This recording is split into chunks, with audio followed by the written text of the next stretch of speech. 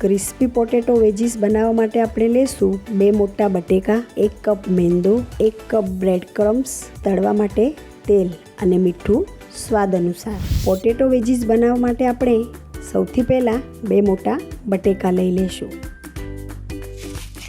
તેને સરખા ધોઈ તેની છાલ કાઢી લેશું.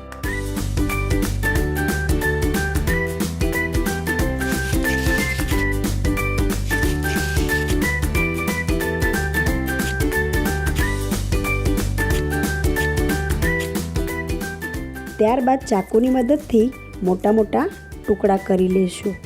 ખાસ ધ્યાન રાખવું કે વેજીસ બનાવવા માટે હંમેશા બટેટાના ટુકડા થોડા મોટા જ રાખવાના, નાના નહીં કરવાના.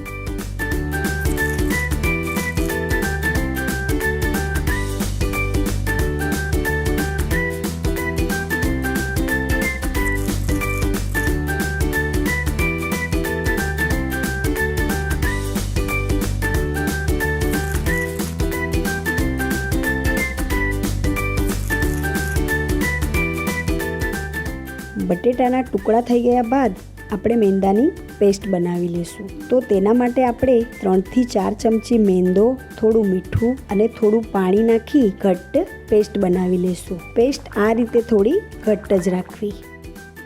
હવે આ પેસ્ટમાં આપણે બટેટાનો એક ટુકડો નાખી કાંટા ચમચીની મદદથી કાઢી બ્રેડ ક્રમ્સમાં આ રીતે કોટ કરી લઈશું.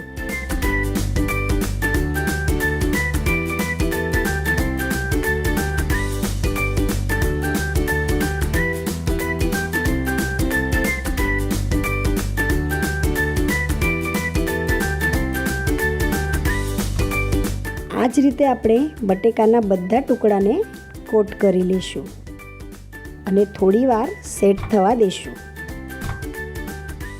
હવે બધા બટેકા સેટ થઈ ગયા છે તો હવે એક કડાઈમાં તેલ ગરમ કરવા મૂકી દઈશું. તેલ ગરમ થાય પછી તેમાં એક પછી એક કોટ કરેલા બટેકા તળી લઈશું.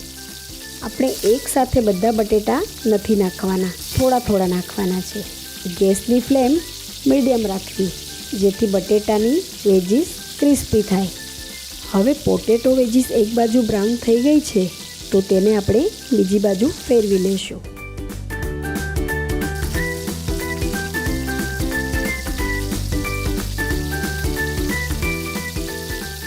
બંને બાજુ સરખી તળાઈ ગઈ છે તો તેને એક ડીશમાં કાઢી લઈશું.